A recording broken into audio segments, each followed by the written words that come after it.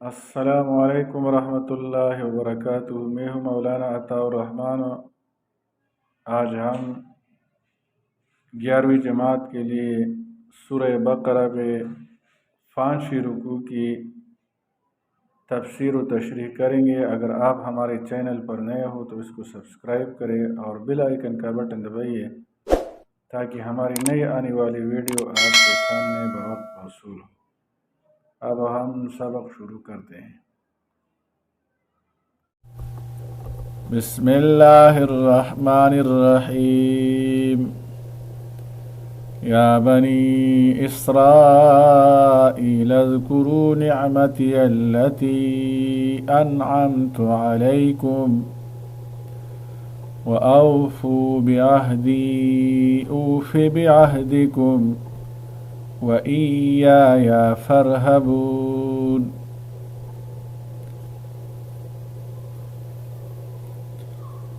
یہ سورہ بقرہ کی 5ویں رکوع ہے۔ سورہ بقرہ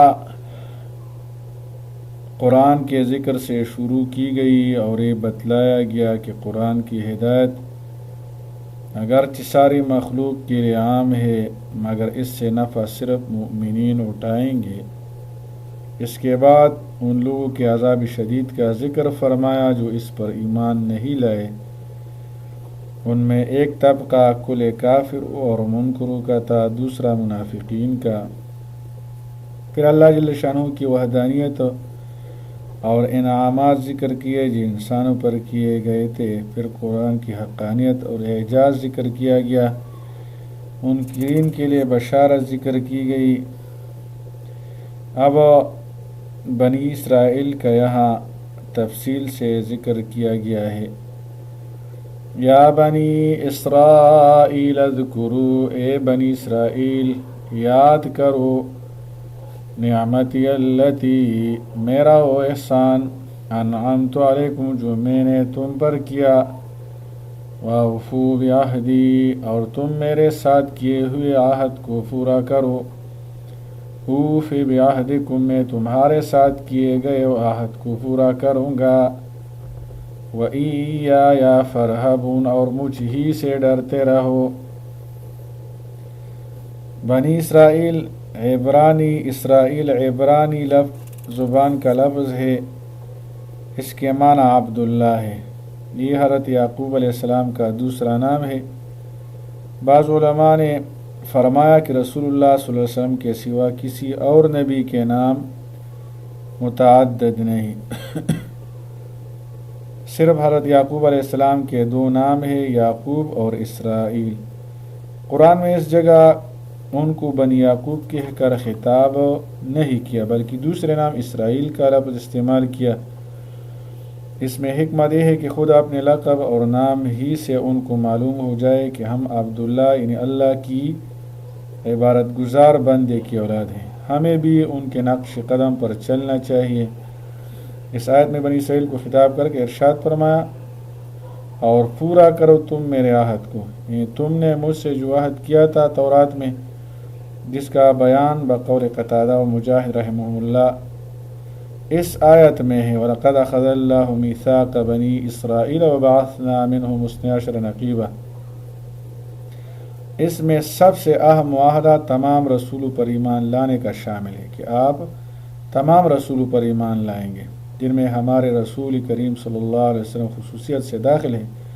نیز نماز، زکوٰۃ اور صدقات بھی اس میں عہد میں شامل ہے، جس کا خلاصہ رسول اللہ صلی اللہ علیہ وسلم پر ایمان اور آپ صلی اللہ علیہ وسلم کا مکمل اتباع ہے۔ اس لیے حضرت ابن عباس نے فرمایا کہ اس عہد سے مراد محمد صلی اللہ علیہ وسلم کا اتباع ہے۔ پورا کروں گا میں تمہارے عہد کو، یعنی اسی آیت مذکورہ میں اللہ تعالیٰ نے وعدہ فرمایا کہ جو لوگ اس عہد کو پورا کریں گے تو ان کے گناہ معاف کر دیے جائیں گے اور جنت میں داخل کیا جائے گا۔ تو حسب وعدہ ان لوگوں کو جنت کی نعمتوں سے سرفراز کیا جائے گا۔ اگر اللہ تعالیٰ کی عہد کو پورا کیا ان لوگوں نے تو اللہ تعالیٰ ان کے ساتھ اپنا وعدہ پورا کرے گا۔ پچھلے آیات میں ہم نے منافقین کی ایک نشانی یہ بھی ذکر کی گئی تھی کہ وہ اپنے عہد کو پورا نہیں کرتا۔ وَآمِنُوا بِمَا أَنزَلْتُ، اور ایمان لاؤ اس قرآن پر جو میں نے نازل کیا ہے، مصدقا لما معکم، جو تصدیق کرتا ہے اس تورات کی جو تمہارے پاس ہے۔ وَلَا تَكُونُوا أَوَّلَ كَافِرٍ بِهِ، اور تم سب سے پہلے اس کا انکار کرنے والے نہ بنو۔ وَلَا تَشْتَرُوا بِآيَاتِي ثَمَنًا قَلِيلًا، اور نہ بیچ ڈالو میری آیتوں کو تھوڑے سے معاوضہ میں۔ وَإِيَّايَ فَاتَّقُونِ، اور مجھ ہی سے ڈرو۔ اول کافر بھی، کافر ہونا خواہ سب سے پہلے ہو یا بعد میں، بہرحال انتہائی ظلم اور جرم ہے۔ مگر اس آیت میں یہ فرمایا کہ پہلے کافر نہ بنو، اس میں اشارہ اس طرف ہے کہ جو شخص اول کفر اختیار کرے گا تو بعد میں اس کو دیکھ کر جو بھی کفر میں مبتلا ہوگا، اس کا وبال جو شخص پر پڑے گا، اس کا وبال اس شخص پر پڑے گا، اس سے پہلے کافر پر بھی اس کا وبال آئے گا۔ اس طرح یہ پہلا کافر اپنے کفر کے علاوہ بعد کے لوگوں کے کفر کا سبب بن کر ان سب کے وبال کفر کا بھی ذمہ دار ٹھہرے گا، اور اس کا عذاب چند در چند ہو جائے گا۔ وَلَا تَشْتَرُوا بِآيَاتِي ثَمَنًا قَلِيلًا، اور نہ بیچ ڈالو میری آیتوں کو تھوڑے سے معاوضہ میں۔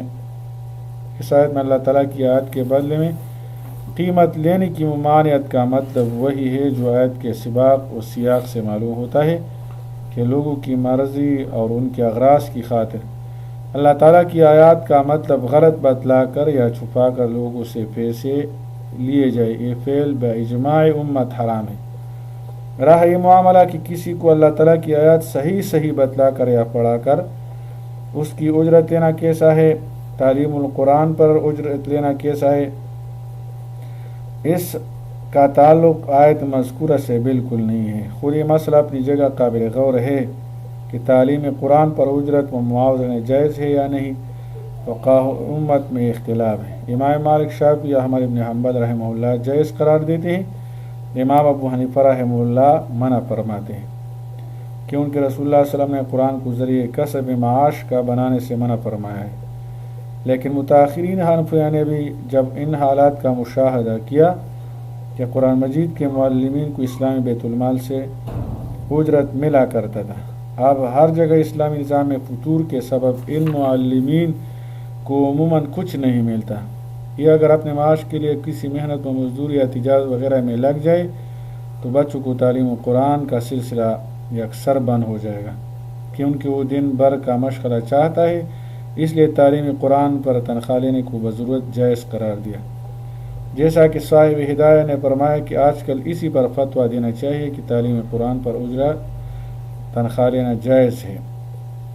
صاحب ہدایہ کے بعد آنے والے دوسرے فقہاء نے بعض ایسے ہی دوسرے وظائف جن پر تعلیم قرآن کی طرح دین کی بقا موقوف ہے، مثلا امامت، واذان اور تعلیمی حدیث و فقہ وغیرہ کو تعلیم قرآن کے ساتھ ملحق کر کے ان کی بھی اجازت دی ہے۔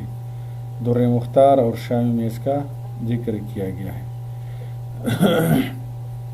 وَلَا تَلْبِسُوا الْحَقَّ بِالْبَاطِلِ وَتَكْتُمُوا الْحَقَّ وَأَنْتُمْ تَعْلَمُونَ، اور حق کو باطل کے ساتھ گڑمڑ نہ کرو، خلط ملط نہ کرو، وَتَكْتُمُوا الْحَقَّ، اور جان بوجھ کر حق کو نہ چھپاؤ، وَأَنْتُمْ تَعْلَمُونَ، اور تم جانتے ہو، اور تم اس کو جانتے ہو، یعنی جان بوجھ کر حق اور باطل کو ایک دوسرے کے ساتھ نہ ملاؤ، اسی طرح جان بوجھ کر حق کو نہ چھپاؤ۔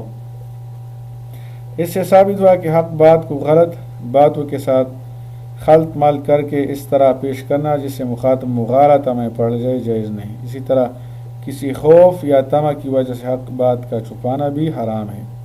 مسئلہ واضح ہے، اس میں کسی تفصیل کی ضرورت نہیں ہے۔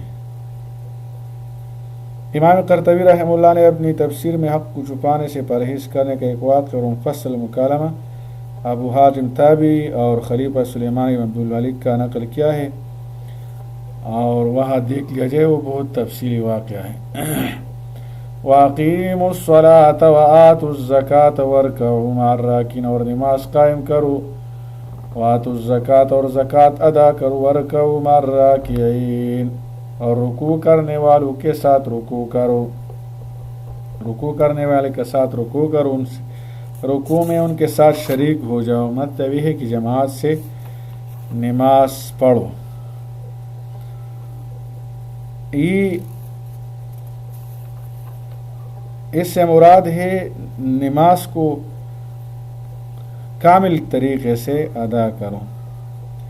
صلاۃ، اقیم الصلاۃ، صلاۃ کے لفظ معنی دعا کے اصطلاح شرع میں وہ خاص عبارت ہے جس کو نماز کہا جاتا ہے۔ قرآن میں عموماً نماز کی جتنی مرتبہ تاکید کی لفظ اقامت کے ساتھ آئی ہے، مطلق نماز پڑھنے کا ذکر صرف ایک دو جگہ ہے، اس لیے اقامت صلاۃ کی حقیقت سمجھنا چاہیے۔ اقامت کے لفظ معنی سیدھا کرنے اور ثابت رکھنے کی ہیں، اور عارتاً جو عموم یا دیوار یا درخت وغیرہ سیدھا کھڑا ہوتا ہے وہ قائم رہتا ہے، گر جانے کا خطرہ کم ہوتا ہے، اس لیے اقامت کے معنی دائم اور قائم کرنے کی بھی آتے ہیں۔ نماز کو قائم کرو۔ پھر جو اس کے برکات ہیں، احادیث مبارک میں اس کا ذکر کیا گیا، اول قیامت کے روز اول نماز کی پوچھ ہوگی، اسی طرح اس میں نبی کریم صلی اللہ علیہ وسلم کی آنکھ کی ٹھنڈک ہے، اور اس پہ 5 انعامات مل جاتے ہیں، دنیا میں رزق کی فراہی، قبر عذاب نہیں ہوگا، اسی طرح پوری صراط میں بجلی کی طرح گزر جائے گا، بغیر حساب کتاب و جنت میں داخل ہوگا۔ بہت سے فضائل ہیں نماز کی، بہت سے فضائل۔ ان الصلاۃ تنہی عن الفحشاء والمنکر وآتوا الزکاۃ اور زکوٰۃ ادا کرو۔ زکوٰۃ کے معنی لغت میں 2 آتے ہیں، پاک کرنا اور بڑھنا۔ اصطلاح شریعت میں مال کے اس حصہ کو زکوٰۃ کہا جاتا ہے جو شریعت کے احکام کے مطابق کسی مال میں سے نکالا جائے اور اس کے مطابق صرف کیا جائے۔ یہاں خطاب بنی اسرائیل کو ہے، لیکن تمام امت کے لیے بھی یہ حکم ہے۔ رکوع کے ساتھ نماز جب آپ پڑھتے ہو تو جماعت کے ساتھ پڑھو۔ جس نے اذان سنی، جو شخص اذان کی آواز سنتا ہے اور جماعت مسجد میں نہیں آتا تو اس کی نماز نہیں ہوتی، مگر یہ کہ اس کی کوئی عذر شرعی ہو تو پھر ٹھیک ہے، لیکن اپنی نماز اس کو چاہیے کہ وہ اپنا نماز و جماعت کے ساتھ کریں۔ أَتَأْمُرُونَ النَّاسَ بِالْبِرِّ وَتَنْسَوْنَ أَنفُسَكُمْ، کیا تم لوگوں کو نیکی کا حکم دیتے ہو اور اپنے آپ کو بھول جاتے ہو؟ وَأَنْتُمْ تَتْلُونَ الْكِتَابَ، حالانکہ تم کتاب کی تلاوت بھی کرتے ہو۔ أَفَلَا تَعْقِلُونَ، تو کیا تم اتنا بھی نہیں سمجھتے؟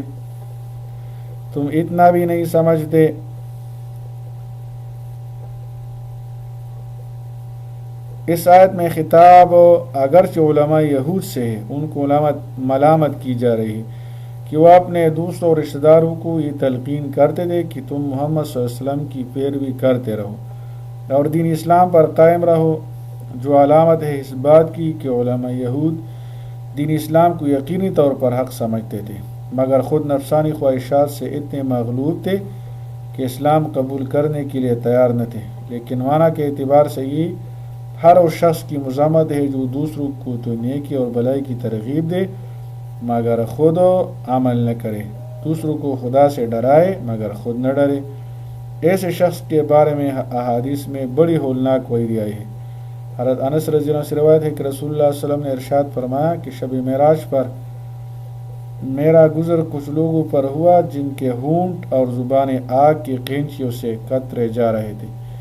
میں نے جبریل علیہ السلام سے پوچھا یہ کون ہے؟ جبریل علیہ السلام نے بتایا کہ یہ آپ صلی اللہ علیہ وسلم کی امت کے دنیادار واعظ ہیں جو لوگوں کو تو نیکی کا حکم کرتے تھے مگر اپنی خبر نہ لیتے تھے۔ أَتَأْمُرُونَ النَّاسَ بِالْبِرِّ وَتَنْسَوْنَ أَنفُسَكُمْ، اور اپنے آپ کو بھول جاتے ہو۔ وَأَنْتُمْ تَتْلُونَ الْكِتَابَ، حالانکہ تم کتاب کی تلاوت بھی کرتے ہو۔ أَفَلَا تَعْقِلُونَ، کیا تم اتنا بھی نہیں سمجھتے؟ وَاسْتَعِينُوا بِالصَّبْرِ وَالصَّلَاةِ، اور صبر اور نماز کے ذریعے مدد مانگو۔ وَإِنَّهَا لَكَبِيرَةٌ، اور بے شک وہ نماز بہت باری ہے، إِلَّا عَلَى الْخَاشِعِينَ، مگر ان لوگوں پر نہیں جو عاجزی کرنے والے ہیں، جو عاجزی کرنے والے ہیں اس پر وہ نماز باری نہیں ہے۔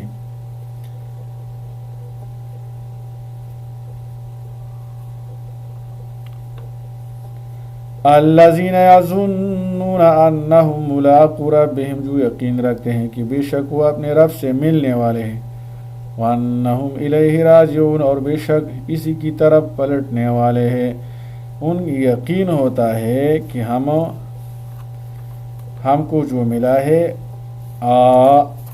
یہ زندگی مال و دولت یہ آخر ختم ہونے والی ہے، ہم اللہ جل شانہ سے ملاقات کریں گے اور اللہ کی طرف واپس لوٹ جاتے ہیں۔ اس پر وہ صبر کرنا اور نماز کرنا گراں نہیں ہوتا۔ اللہ تعالیٰ عمل کرنے کی توفیق عطا فرمائے۔ انشاءاللہ تعالیٰ پچھلے سبق میں مشکل سوالات جو ہے چھوٹے رکوع کے بعد ہم سے چھوٹ گئے ہیں، انشاءاللہ اگلی ویڈیو میں اس سوالات کو ہم حل کریں گے۔ السلام علیکم ورحمۃ اللہ وبرکاتہ۔